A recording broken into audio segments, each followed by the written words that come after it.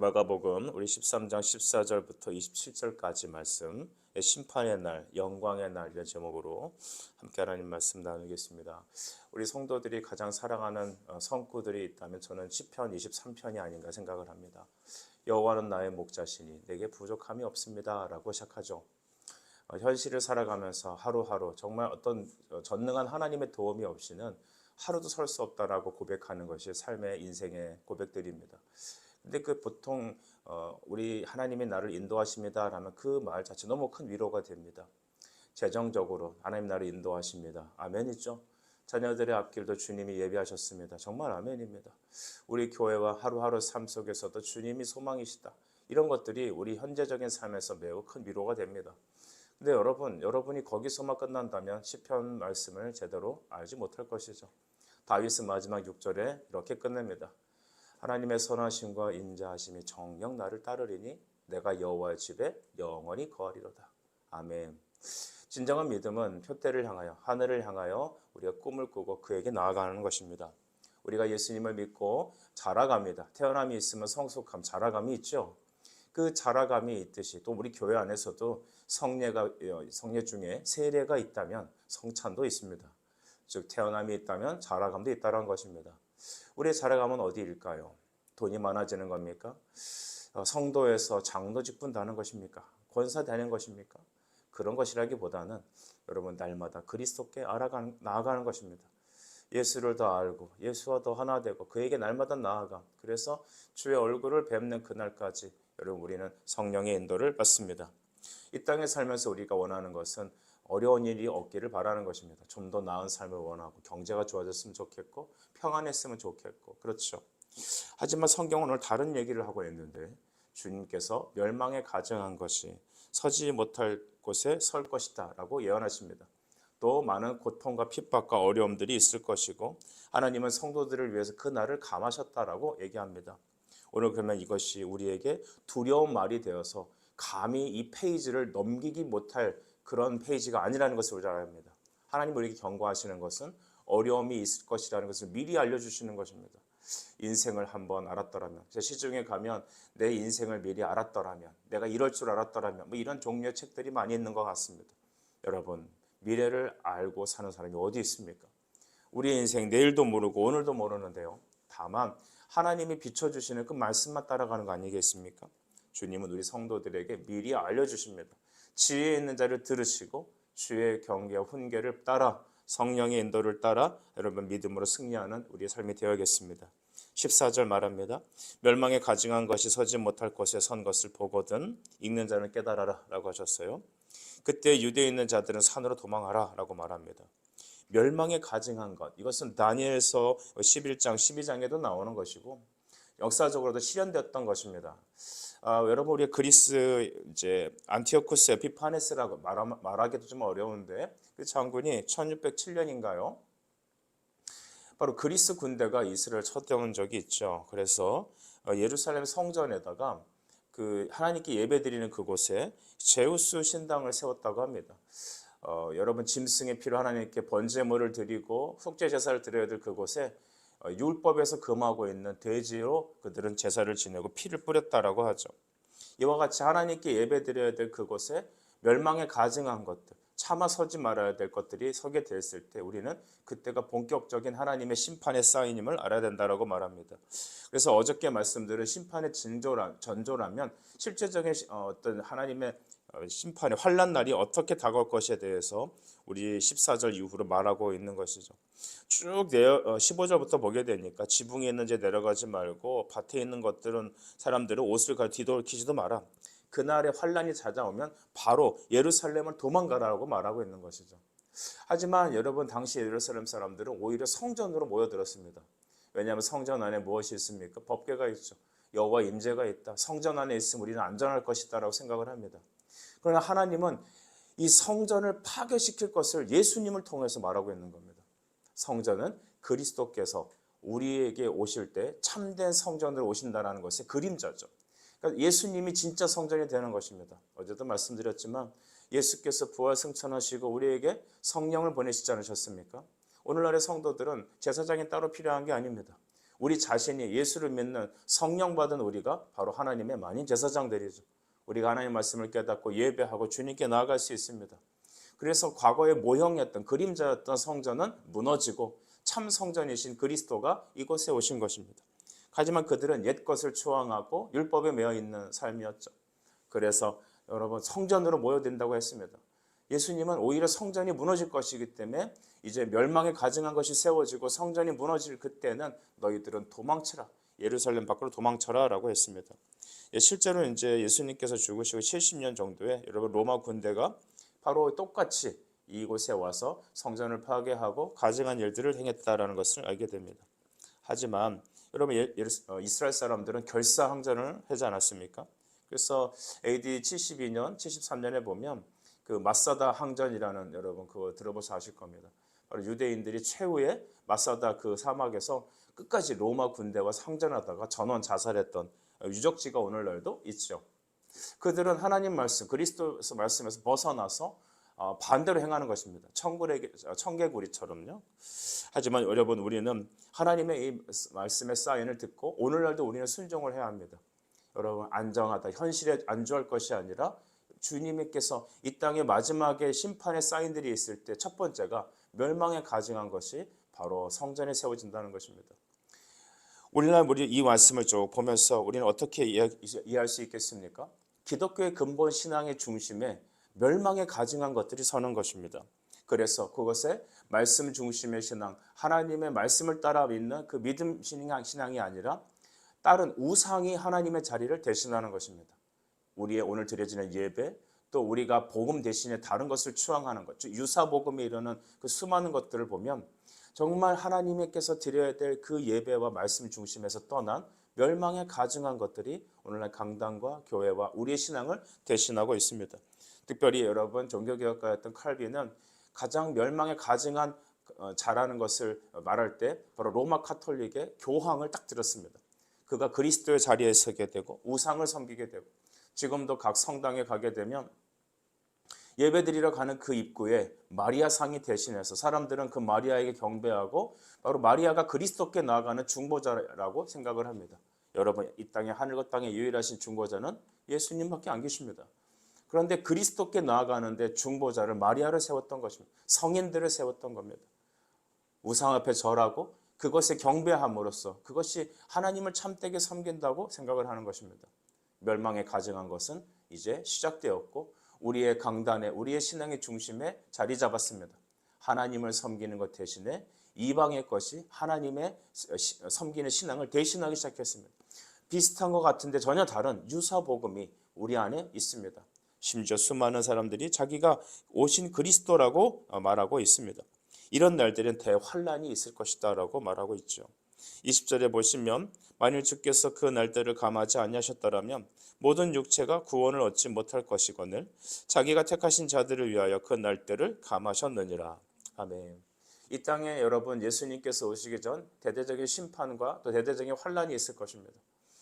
기독교의 신앙은 깨어지고 하나님을 섬기는 신앙 중심에 멸망에 가증한 것, 특별히 자신이 하나님이라고 말하는 그런 헛된 것들이 서게 될 것입니다. 하나님을 섬긴다고 하지만 실상은 하나님이 아닌 다른 우상을 섬기게 될 것입니다. 그런데 그런 모든 환란의 때에 하나님께서는 자기가 택하신 자들을 위하여 그 날들을 감하셨다고 합니다. 이것이 바로 우리를 향한 하나님의 긍휼입니다.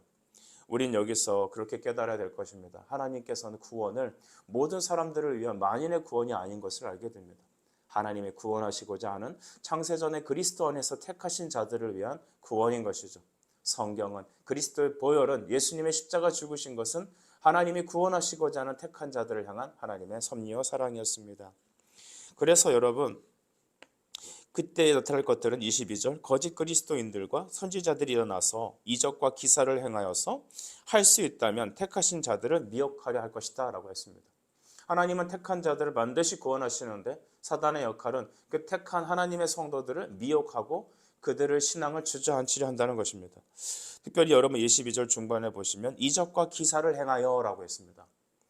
오늘날 우리는 말씀 신학에서 느낌과 감정, 꿈과 환상, 보이는 어떤 이적과 기적을 따르는 일들을 너무나 많이 행합니다. 여러분 그래서 여러분 요즘도 집회 같은 거 보게 되면 기도하다가 막 사람들이 뒹굴르고 이상한 소리를 내고 찬양을 하면서 막 웃으면서 춤을 추고 깔깔깔 소리를 내고 이 회개한 일들을 많이 하게 되죠. 여러분, 복음은 경박한 게 아닙니다. 하나님을 섬기는 이것이 성령의 자유라고 얘기하지만 여러분, 미혹하게 하는 영은 바로 천사의 모습을 향해 다가옵니다. 때로는 여러분, 그 거짓의 영에 의해서 병이 고침받을 수 있습니다. 병만 고칠 수 있다면 여러분, 귀신이든 하나님이든 상관없다면 여러분은 신앙생활을 잘못 오해하신 겁니다. 병이 낫는 게 목적이 아니라 하나님의 말씀으로 내 영혼이 새로워지는 것이 목적이어야 됩니다. 여러분, 사탄은 우리를 그렇게 미혹합니다. 보이는 것, 느껴지는 것, 감각적인 것, 그거 신앙이 아닙니다. 저는 그래서 오늘날 특별히 MZ들, 젊은 청년들과 우리 학생들의 신앙에 매우 염려가 되며 기도하게 되는 것이죠. 말씀이 떠나가고 느낌이, 감정이 신앙의 근본이 되었습니다. 찬양의 분위기, 조명들, 어떤 프로그램, 내가 누구를 돕고 섬기고 어떤 일을 하면서 느껴지는 어떤 자기 만족과 어떤 예배 자체도 벌써 보면 하나님 말씀이 중심이 아니라 예수의 복음이 선포되는 것이 뭐 중요한 게 아니라 설교하면 졸아요 그냥. 하지만 여러분, 느낌이나 감정이 있는 그런 찬양이나 그런 것들을 들으면 그것이 하나님의 임재라고 생각하고 깊이 그 가운데 들어갑니다. 눈물도 흘립니다. 그것을 신앙이라고, 그 느낌과 감정을 신앙이라고 생각합니다. 그래서 여러분 19세기에 여러분 자유주의 신학자였던 슐라이마하는 기독교 신앙을 뭐라고 얘기했냐면 종교적인 감정이라 얘기했습니다. 여러분, 잘 분별하셔야 합니다. 말씀을 믿는 신앙과 그냥 내 느낌적인, 내가 느낌으로 느끼는 그것이 신앙이라고 생각한다면 큰 오산인 것입니다. 다시 말씀으로 돌이키셔야 합니다.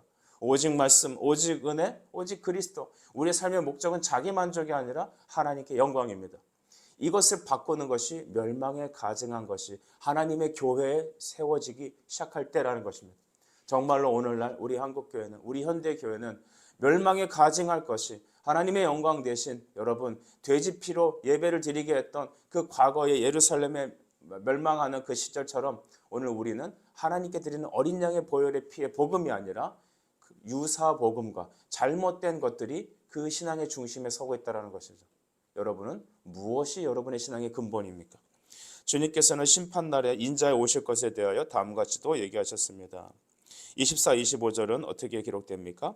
그때의 환란 후 해가 어두워지며 달이 빛을 내지 않는다 했고 25절 별들이 하늘에서 떨어지며 하늘에 있는 권능들이 흔들리리라 하였습니다. 즉 여러분, 이것은 어떤 천체 자연 환경에 무너지는 것이라고도 볼 수 있겠지만 궁극적인 얘기는 하늘의 해, 달, 별은 이 나라, 이 전 세계에 아주 탁월했던 여러분 나라들이 권능이 흔들린다는 것을 보게 됩니다. 오늘날의 세계의 어떤 질서는 미국 중심으로, 또한 유럽의 연합으로, 또한 여러분 중동의 어떤 돈으로, 또 중국이라든지 러시아 같은 강력한 군사력을 갖고 있는 나라들의 어떤 각축전이라고 소개될 수도 있습니다. 하지만 마지막 때에 여러분 어떤 일이 일어나냐면 그 하늘의 해와 달의 권능들, 또 하늘의 여러 별들의 권능들이 떨어질 것이다 얘기했습니다. 그러니까 즉 이 세상의 어떤 영적 질서, 이 세상의 어떤 여러분 군사력과 지위들이 흔들린다는 것입니다. 마지막 때 미국을 비롯한 수많은 나라들의 패권 국가들은 그 권능과 힘이 흔들릴 것입니다. 그때가 바로 사인이라는 것이죠. 그런 일들이 일어날 때 마치 비가 오기 전날 전조 증상이 있는 것처럼 여러분, 이 세상에 어떻게 권능이 흔들리는 모습들을 볼 때, 혼란스러울 때 우리 크리스찬들은 무엇을 주목해야 합니까? 예수님의 말씀을 주목해야 합니다. 인자가 구름 타고 권능 가운데 오실 그때가 되었다. 그래서 26절에 보면 인자가 구름을 타고 큰 권능과 영광으로 오는 것을 사람들이 보리라. 수많은 성경에서 여러분 주님이 다시 권능으로 오실 것에 대해서 얘기하십니다. 그때는 여러분 예수님을 찔렀던 그 로마 군인들도 주님을 볼 것입니다. 이 땅의 전 모든 사람들이 예수님이 다시 오실 것을 볼 것입니다. 예수는 없다고 비아냥거리며 욕하고 크리스천들을 박해했던 그 수많은 사람들도 두려움과 부끄러움 속에서 예수님의 임재를 볼 것입니다. 27절은 마지막에 이렇게 얘기합니다. 또 그가 천사들을 보내어 자기가 택하신 자들을 땅 끝으로부터 하늘 끝까지 사방으로 모으리라. 아멘. 여러분 마태복음 28장 19, 20절도 보면 예수님이 승천하시면서 볼지어다 세상 끝날까지 내가 너희와 항상 함께 있으리라 말씀하셨고 내가 분부한 모든 것을 가르쳐 지키라 하셨습니다. 예수님께서는 사도행전 1장 8절에 여러분 부활하신 다음에 사도들의 입을 통하여 말씀하시기를 오직 성령이 너희가 임하시면 땅끝까지 내 증인되리라고 하셨습니다. 수많은 성경은 예수님께서 부활 승천하시고 다시 오실 것을 얘기하시며 이제 여러분 구약의 성전은 깨어지고 무너지지만 참된 성전이신 예수님께서 그의 영이신 성령을 우리에게 우리의 입을 통하여서 복음을 증거할 때마다 그 참된 성전이 각 사람의 마음속에 임하실 것을 주님은 말하고 있지 않습니까? 그 사람들이 바로 27절 중반절에 있는 자기가 택한 자들을 땅끝에서부터 부르시는 하나님의 구원의 경륜에 있습니다. 여러분 말씀을 정리하죠. 이 땅의 나라는 영원하지 않습니다. 우리는 땅의 영원한 것을 행복을 바라보지 마십시오. 시편 145편 13절 말씀에 주의 나라는 영원한 나라이니 주의 통치는 대대에 이르리로다 라고 했습니다. 하나님의 통치는 성령으로 주의 말씀으로 이 땅을 다스리는 것이며 그리스도가 이 땅에 재림하신 후 그는 영원한 천년왕국에서 여러분 우리와 함께 그의 택하신 자들과 함께 왕노릇하며 영원히 찬양과 경배와 다스림이 있을 것입니다. 오늘 우리는 멸망에 가증할 것이 성전에 서면서 성전이 무너질 것에 대해 예수님의 예언을 들었습니다. 여러분 지금은 성전은 없습니다. 그러나 이후에 있을 주님의 다시 재림하시기 전에 임할 모든 하늘의 권능이 흔들리며 모든 이단의 세력과 미혹하게 하는 자들이 가득 일어날 것을 우리는 말씀을 때 들었습니다. 지금이 바로 그 미혹해 하는 어둠의 사람들이 가득한 땅입니다. 권능이 흔들리는 때 아니겠습니까? 그리고 여러분 주님은 곧 오실 것입니다. 그때 우리가 두려워하지 않을 것은 택하신 자들을 땅끝에서부터 하늘 사방으로 불러들이실 하나님의 구원의 경륜을 믿습니다. 우리의 실력을 믿지 맙시다. 하나님의 말씀을 믿읍시다. 주님이 땅끝에서부터 당신의 사람들을 불러 모으실 것입니다. 주님, 우리 교회가 우리 온샘교회와 이 말씀을 듣는 하나님의 자녀들이 그 말씀에 순종되어서 여러분 택함받은 하나님의 자녀들이 예수 그리스도의 복음의 통로고 하나님의 성전에 임재하는 그 정도로 쓰임받기를 간절히 소망하십시오. 주님 곧 오십니다. 그의 나라는 영원합니다. 그 나라를 바라보면서 오늘 이 아침에도 기도로 나아가는 저와 여러분이 되시길 간절히 축복합니다. 기도드리겠습니다. 하나님 은혜를 감사합니다. 땅끝에서부터 당신의 택한 자들을 하늘 끝까지 불러 올리신 하나님의 놀라운 구원 계획을 우리가 말씀을 통해 보았습니다. 멸망에 가증한 것이 서지 못할 것에 설 때 깨달으라 하였습니다. 여러분 하나님 오늘 이 시간에도 오늘 우리 모든 성도들이 하나님께서 우리를 통하여 행하실 이 마지막 때의 일을 우리 마음에 새기고 현실의 문제에 안주하여 하나님 세상의 여러 가지 기류에 흔들리는 우리가 아니라 오직 표대를 향하여 전진하는 예수 그리스도의 성도들이 되어질 수 있도록 이 아침에 우리와 함께하여 주시옵소서. 예수 그리스도 이름으로 기도하옵나이다. 아멘.